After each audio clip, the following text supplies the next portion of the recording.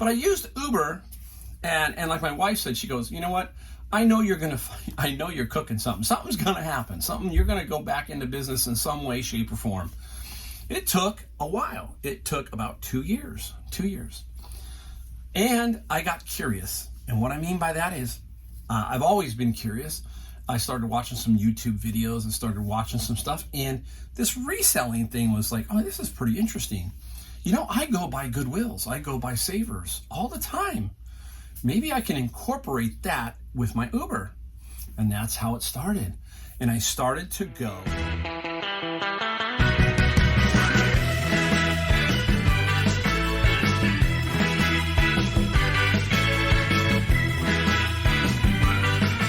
Hey everyone, Mike, the Golden State Picker, right where I belong, here in my garage, talking to you, my faithful watchers who I really appreciate. Every one of you. Sorry, a little bit of a cough there. Today's video, nothing about what we sold, nothing about what we found. Today, just like the title explained, how I quit Uber and became a full-time reseller. Basically, we're going to talk about how I got to this point, just to give you some ideas, some tips, my thinking, my way that I got myself motivated to get to where I am today. So a lot of you know me, a lot of you don't. I am in California, specifically Silicon Valley, San Jose area. A very, let's put it this way, very wealthy area. Silicon Valley has a lot of outlying cities that have a lot of wealth, and there's a lot of donations, there's a lot of stuff here, a lot of good stuff here, but there is stuff throughout this country, and there are rural areas that are not as, diversified, where I have so much to look at, and I can go to thrift stores and flea markets and garage sales and you name it, Facebook Marketplace, Nextdoor, all kinds of stuff. So, I understand that you got to take a piece of this and kind of try to relate it to where you're at. Okay, I completely understand that, I am in a different area, and I don't want to sit there and try and fool anybody. That's the one thing I never want to do. I want to tell you that, hey, what I do is not normal. Okay, it's not normal in the eBay world. Okay, if you've seen some of my videos, you know what I'm talking about. I will put a link to my 2021 total video. So if you're new, you will see what I'm talking about. Between Amazon and eBay, I did a gross of $285,000 in sales. That's gross. If you watch the video, I break it down to show you the net, okay? So that let's take care of that right there. So we're gonna talk about kind of my experience and what I've done to try and help you, to motivate you so that you can pick up some things, okay? But first, we got a couple of things we got to take care of really quick. We got to do the random generator for high performance habits, okay? That was in the last video or video back. So at the end of the video will be the winner for high performance habits. You got to contact me via email. It's in the description below my video here. Find it. I will send it out to you free of charge. All these books that I do here for you guys are free of charge, no charge to you. I'm going to try and get many, many more. As a matter of fact, guess what I found? The one that really changed me was Atomic Habits. So I now have another copy of Atomic Habits. So this video, same scenario. Put a comment down below. And in a couple of videos, we're going to do a random comment generator again, and we're going to give Atomic Habits away. This is by James Clear. This is a very, very cool book. Everybody should at least read this. I think in some way, shape, or form, you will find something in this book to help you relate to something in business or your life or whatever. I think it's a really excellent book, okay? So every time I find one of those, I think I got another one. So I've got a couple, so keep sticking around. We'll give them away, again, free of charge once we do that. Now, hey, let me reach over here. You know me, I just kind of reach around. I got my first t-shirt. Here's the funny story, right? So there it is. I changed my logo a little bit. I've got two logos. I'm kind of going to use both. But this is my Golden State Picker one for the t-shirt. So I ordered myself a t-shirt. And you always hear that your eyes are bigger than your stomach or something like that. Well, my eyes are always smaller on t-shirts. They think they're going to fit me, and they're not. This is an extra large. I need a 2XL. I always like to wear them, not baggy, but I don't like a tight-fitting, basically a tight-fitting t-shirt. So I've got a couple. We're going to give this away too, not on this video, but down the road. We got a couple of them, and we're going to give some more of this stuff away too. It's fun to give away things. So, hey, this is the one that has on the pocket on the back. I have another one over there that just has it on the front. So that's coming up down the road. And if you want to look at my merchandise, I have a link that's usually below. I'll put it in the description too. You can take a look at that stuff. You can buy me a coffee. I got all the stuff that everybody else has in my descriptions. All right. So where do we start? Let's start right here. Let's start how I got, if you're new and you haven't heard, this is how I started out. I'm going to give you two brief synopsises that can kind of parallel each other in a little way. When I did my first business for 30 years was I owned a furniture store. But prior to that, about 25 years of that, I was in a retail furniture store. 5 years of that, I actually built furniture. And that's how I started. So I started as a hobby. And that's how most businesses start in general. Some are different, but they start with kind of something about something. I knew something about woodworking a little bit, and it fascinated me. And pretty soon after, so long, I started to build furniture for some people. And then it went from there. It snowballed and got a little bit bigger. I moved from my shed at a mobile home. That's where I was building originally, just for fun. Then I moved into my father-in-law's garage, and I started my business actually in his garage. And from there, I moved into a commercial building, and I did some work there. And then I finally took the plunge and went to the retail. I didn't build anything for retail. At that time, there was a lot of great American-made furniture. Absolutely the most stunning furniture. It was a great time back in the 80s and the 90s. The furniture was really, really good. And I had a lot of fun. And I did that for 25 years in that location. So I had 30 years of experience doing that. But basically what I did was I built to that. I didn't think I was going to do that. It just progressed into that. That's what I'm trying to get at. Then I finally was done. I just didn't want to do retail anymore, and I was getting older, and I said, you know what? It happens, people. It happens, and this probably is happening to some of you right now. My channel is probably a little bit older. I have the gray hair. I'm not the young blonde-haired, that kind of guy on YouTube. So I know I have a little bit older channel. But we're talking here about, hey, we've done 20, 25 years working for somebody, if you worked for somebody, or your business and you're tired of that business like I was, that kind of thing, right? And you're trying to figure out, well, what do I do next, right? And you're dabbling in reselling, and you want to know, can I take it to the next level, or can I supplement my income, right? Look at the times around us right now. Everything is expensive. Food, gas, everything. Inflation is through the roof. Everybody's kind of struggling. I don't care who you are. Nobody's digging gas prices. Nobody's digging the cost of food, all that kind of stuff. It definitely takes some money out of your wallet. And some of you just need a little bit extra, and that's where you can do some reselling, right? $500, $1,000 a month to kind of help break away from the grip of not having, right? That kind of thing. So sometimes, you don't have to do full-time. You can just do part-time and just make ends meet, and then you never know. That's the key. You never know when it's going to grow into something even bigger. I always say kind of start small and let it get bigger. So what happened after I left my furniture store? I was kind of thinking, what am I going to do? So I decided, hey, you know what? I'm going to Uber for a little while. And why did I do that? Well, number one, I don't want to sit at home, and I always love people. You can see I love to chit-chat. I love to get it going. And so I got to know a lot of people, a lot of young people from Google, Facebook, you name it. They were all in my Ubers at one point, and they picked my brain because, hey, they said, they always would be curious, what did you do? And I'd explain. And they go, wow, that's cool. You owned your own business. Their eyes always got big when they said you owned your own business, right? And it was like, to me, it was like natural, but to them, it was like, oh, wow, how did you do that? They wanted to know. So I kind of told them. But I used Uber, and like my wife said, she goes, you know what?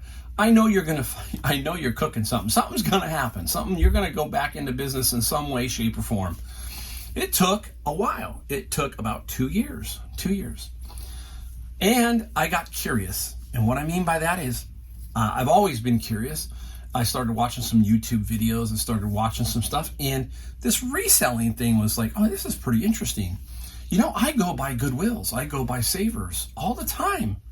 Maybe I can incorporate that with my Uber. And that's how it started.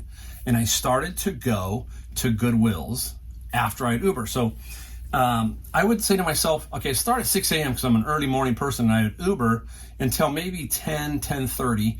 Then I would say, let's go thrifting. So I try to end up north of where I am and work my way back down and try and figure out to pick some stuff up. Well, at first I wasn't very good at it, but over time I started to learn. I started to learn more and more. And that's how it starts. Most businesses, they start innocently. You just don't realize it. And then all of a sudden it's upon you. And that's what happened here again. And then it clicked. And then knowing my curiosity, my creativity, I started to try to figure out more. I started to get wins. I started to get some pretty big items. And then I said, hey, this is pretty cool. But I wanted at that time to keep kind of the combo. I loved the Uber and I loved the thrifting. But then COVID hit. Now see, this is what I'm going to talk about here, where you have a situation where something hits. Now let's consider this. COVID hit, I think in March, I can't remember exactly. But I was coming out of Savers and they had closed at 1:30. That's when they shut down, the government shut down everything. And I sat in my car and I said to myself, I said, now what do we do? What do we do? We loved Uber. We loved the combination of what we were doing. They were going to shut down the government, so I wasn't going to be able to thrift and so forth. And I thought to myself, you know what? Screw it. We're going to go full time. We don't need it anymore. We'll try and go full time. I didn't want to get in an Uber with COVID. Think about that, right? Even 6 months down the road, once Uber started going again, I didn't want to get in there. So I said, hey, self, let's go. Let's go. So I started working next door, Facebook. I started to get creative. I put ads up. I'm looking for things. You see what I mean? The mind will start to find it. So think of me and COVID, and let's say that you get laid off from your job and you were doing reselling, or somehow you got fired, whatever happens, or the company closed. Okay, those kind of things. Those are the kind of triggers. And you've been doing reselling. See what I'm saying? You build your reselling part-time. You build it.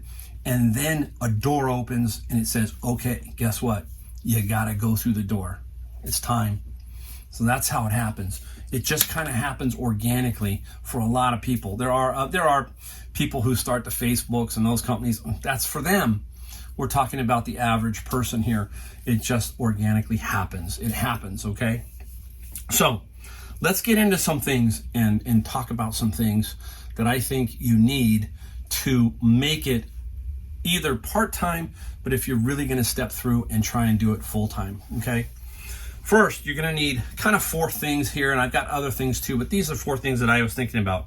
Desire, discipline, debt-free, and don't buy just to buy.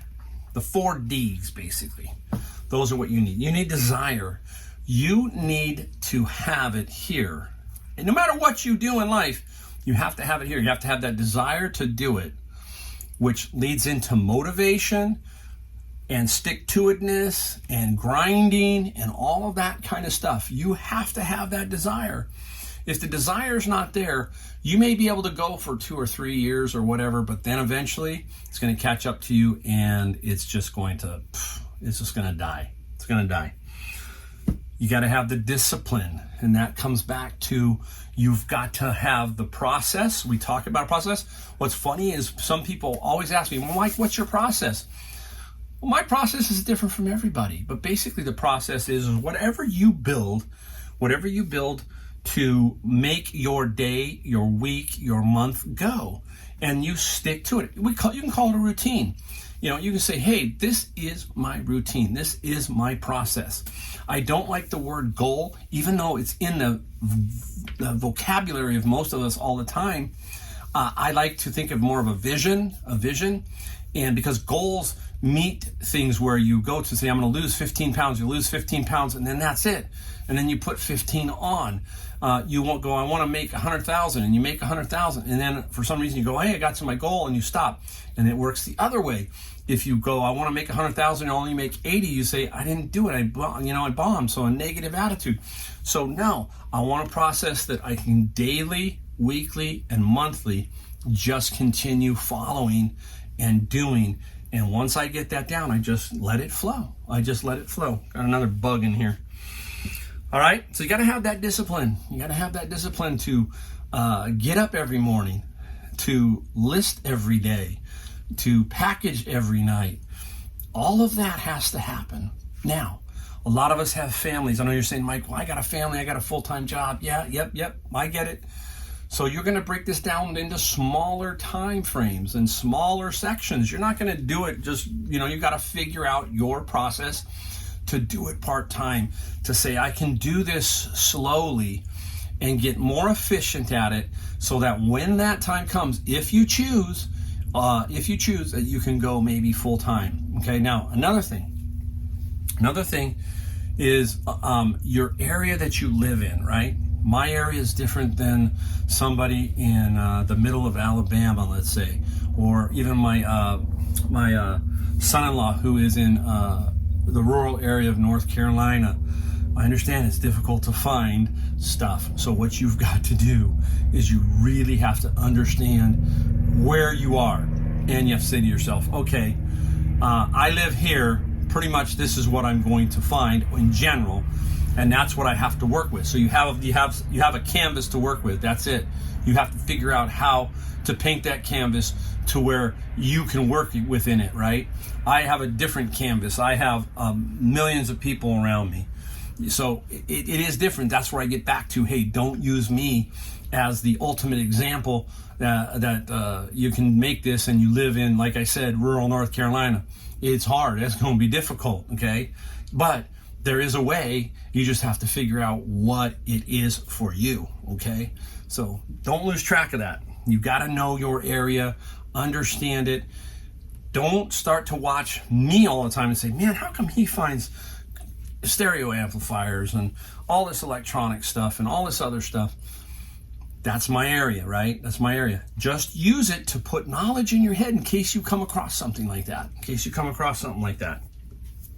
Debt-free. I know it's tough. It's not easy.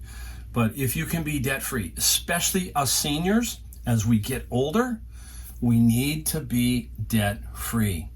It frees you completely from everybody. You are not then beholden to a credit card company, to a car company. And this is brutally honest, right? This is flat brutally honest. You don't have to worry about every month making a certain payment. So that is clearing your mind, clearing everything from you and allowing you to focus on what really matters, which is your business if you're doing reselling, right? Your business. So we gotta try to get debt-free before, okay, look, I understand people are in their 30s. Now, what I mean by debt-free is you can have a mortgage, okay? You can have a mortgage or you can pay rent. That's always there. Now, I'm here in California. People go, well, hey, you own your home. No. The government owns my home. And what I mean by that is let's say you pay off your home. You still have property taxes. And in California or in certain areas, especially other areas, you can really have some high property taxes. I've heard of people in New Jersey who own $400,000 houses and they're paying $18,000 a year in property taxes. And that shocks me, And so think about that. That's $18,000 a year to the government.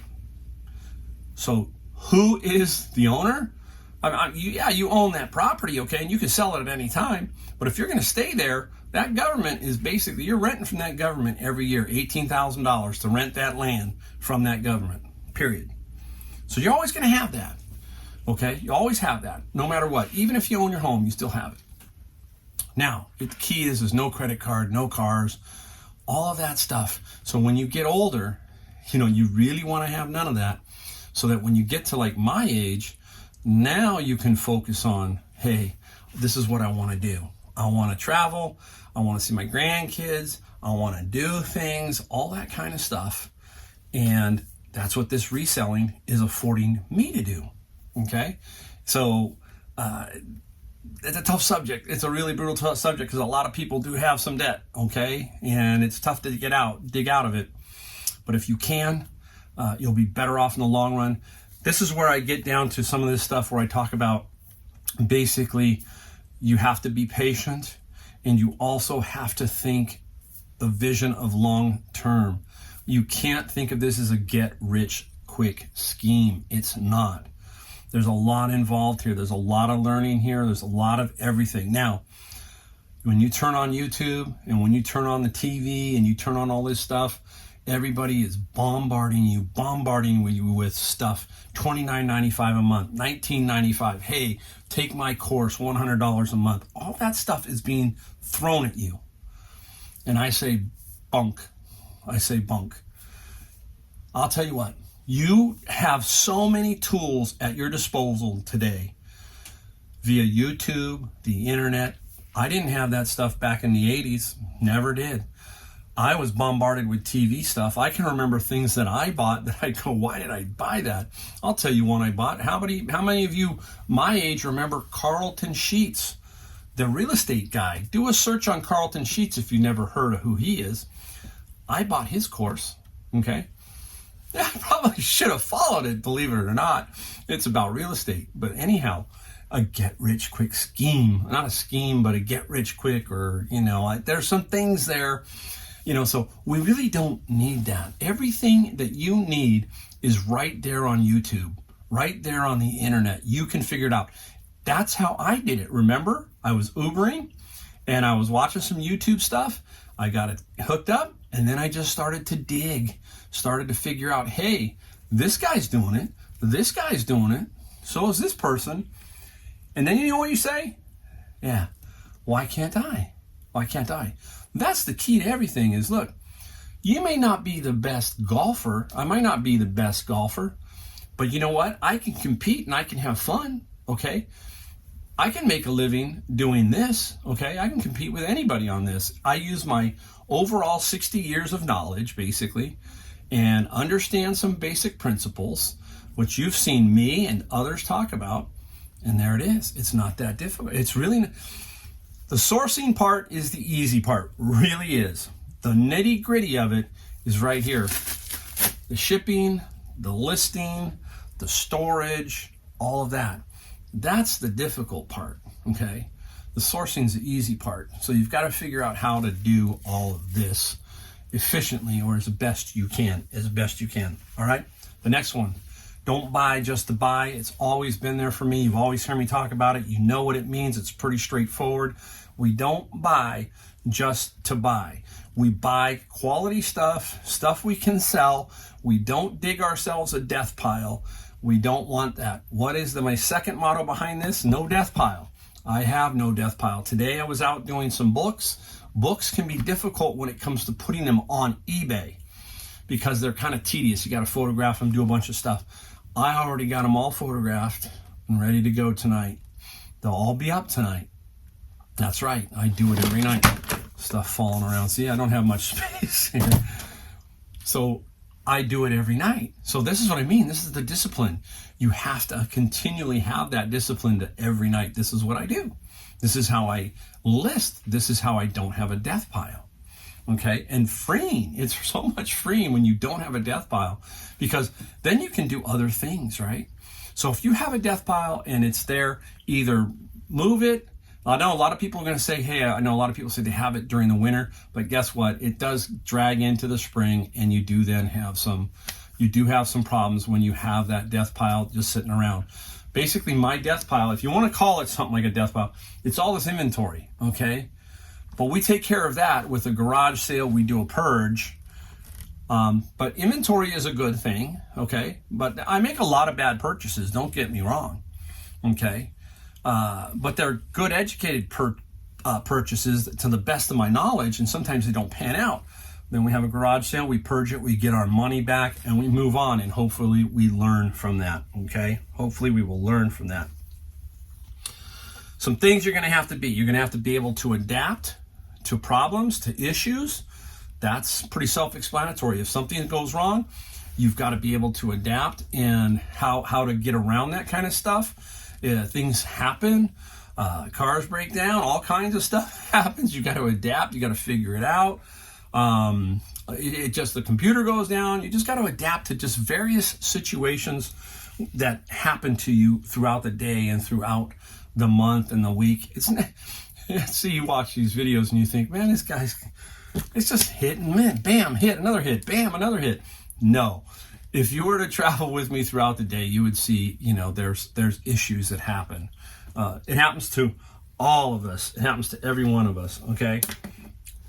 Now, the other thing I think is important here, I'm lucky. I've got my wife, okay? Now, I could probably make a real good go of this even if I was by myself. I probably could. As a matter of fact, I know I could.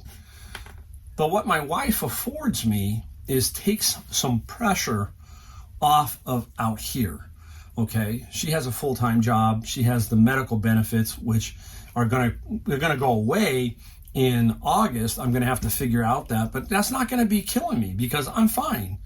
I've got that kind of figured out, so I'm not too worried about that. But what I mean is if you're if you're married and two people are working, because that's happening a lot in this country right now, but if you're both working and one of them is the main reseller and the other one's making some of the money here and taking care of the benefits, that's ideal.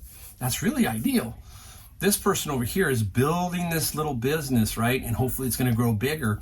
And this person over here is taking a little pressure off of this over here, right? Yeah, they have some pressure too because they've got a job and all that kind of stuff. But when you work in tandem, when you work with a pair, it's much easier, okay? Do I wish I had somebody to help me on this side? That's the weird thing about this whole thing is I've always been a go-getter and do-it-myself kind of person. I wish I could delegate, and that might happen when my wife retires. We might do some stuff like that will help. I'm sure we will. She might even be in our video too. Who knows? We might have her in.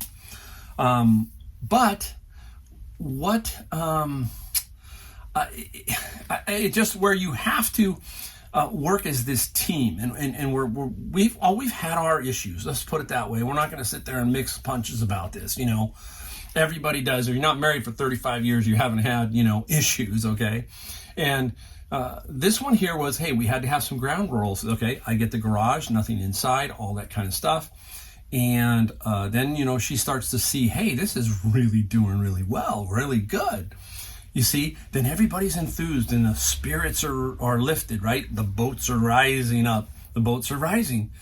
And pretty soon, you're really working together and you're understanding what she does and she's understanding what you do, and then it becomes a successful business adventure. And down the road, hopefully everything marries together and it's really cool. It's really fun, right? I will tell you, it is fun. There is a lot of work, but it is fun.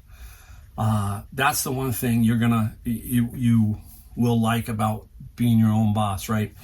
If you take a look around, if you really look at yourself, a lot of people are doing that because they're surfing, they're trying to figure out, and they're running into the get rich quick schemes and all that other stuff. But if you really look at it and you sit down and you look at yourself and you say, am I really happy with my job? Is this business really what I want to do 10 years from now?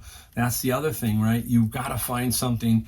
If you're in your 30s, your 40s, you're still in that work era, how much more do you want to go? How much is it going to take to get you where you need? You need to have that capital. You need to understand that, hey, in 10 years, I want to slow down, or I want to be able to do what I want to do.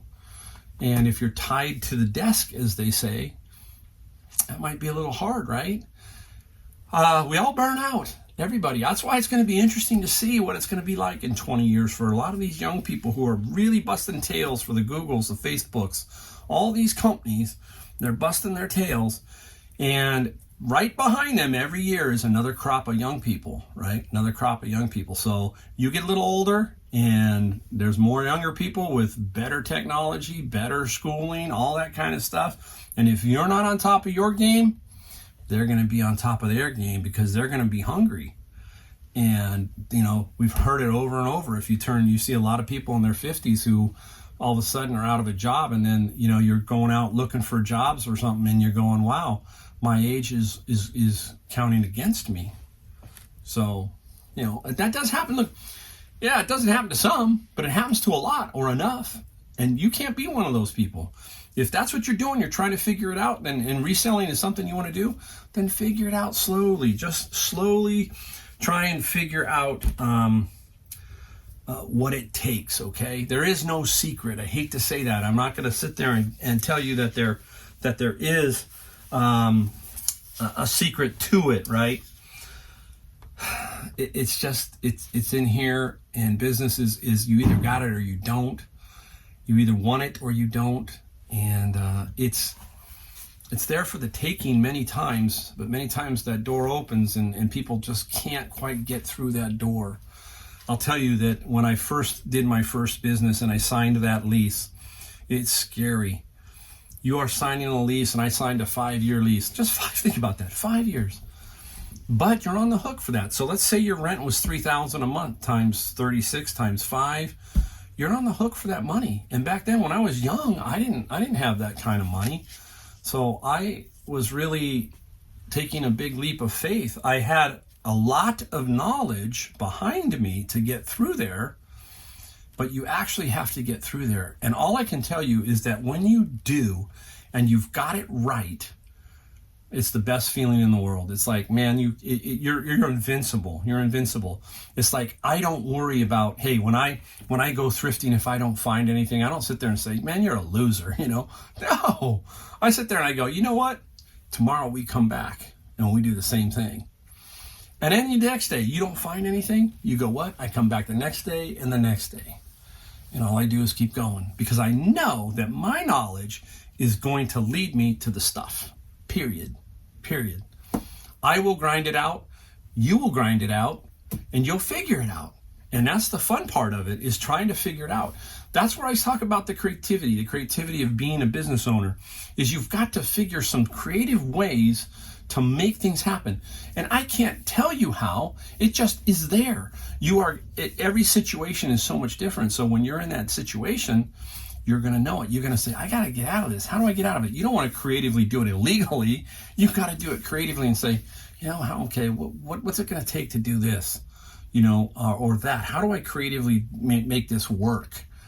It's the same thing with the process. When people say, hey, again, the process, how do you do how's your process? It's different for everybody.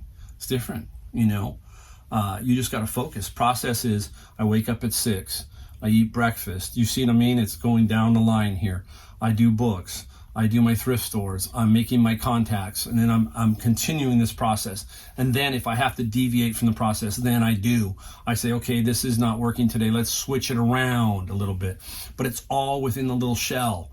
And that's how it works. And you just keep going. Wow. I hope I didn't talk your guys' ear off and wreck this video. I really hope I didn't. I hope I gave you something to grasp a hold of, and some inspiration that it can be done. I will send you to my favorite friend, and him and me started at the same time, but I will tell you, if you want to learn about a guy who did just what I talked about, and it's Kevin at the Commonwealth Picker. He did it. He was a school teacher. He was done with school teaching. And I sat at his kitchen table when he told me he was finally done and sent in his retirement papers 3 months before anybody knew. So I had known, and I felt privileged that he told me that, and I held the secret, obviously. But it was sitting in front of Kevin and he's younger than me, obviously, and I said to myself, I go, this is cool. Here's a family who's trying to make it work, and Kevin's taking the next step. He's taking that next step, and it's exciting to watch him. He's absolutely amazing to me. I can't wait to get back out to see him and share my story and his story, and hopefully we can do a video together. I think that would be absolutely cool, because I got more knowledge now and he does. Maybe we can make 3 or 4 videos. Maybe we can play golf. Kevin, if you're watching, put a comment down below if you're watching. If not, somebody tell Kevin I'm talking about him on my video, okay? Anyhow, thank you guys. I really appreciate it again.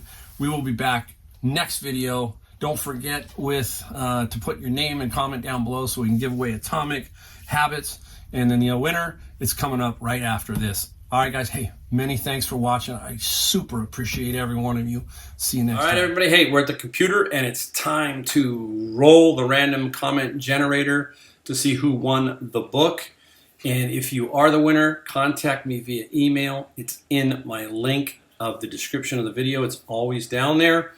And I will make sure I get it to you free of charge. So, all right, here we go. I put in the link. I filtered for duplicates. We have 79 unique comments. I'm going to go over here and click the start button, and it's going to start raffling. There it goes. Nakamahona 01 is the comment picking winner.